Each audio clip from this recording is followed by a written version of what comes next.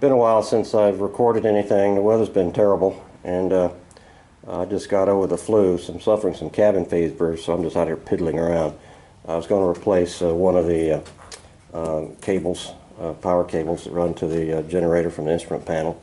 And as I said in the previous video, the outfit that built me these new cables, really quality work. I really am impressed with the shielding on these. Certainly a lot better than I could have done. One thing I've been waiting for is the weather to warm up. I have stripped down the paint off the instrument panel, and I wanted to put some primer on it to prevent any rust. And but it's been too stinking cold to do that, and having tried doing some painting in the basement, that was a bad idea. I got yelled at several times. Fumes in the house. Didn't think it'd be that poignant, but it was.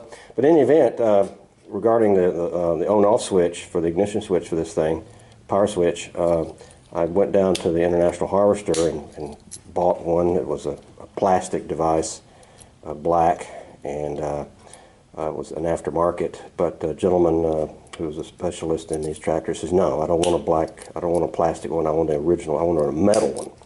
And so I went in and purchased this metal switch. And as soon as, like I say, the weather breaks, get a little warmer, I'll start doing some priming and put this thing back together. One other thing, and I've been doing some reading and studying about it, is I think I've showed this in the previous video. I've got about a quarter of a wheel play in the steering, and I've been told I should only have about an inch.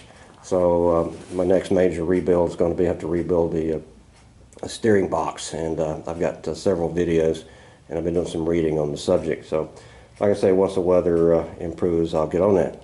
All for now.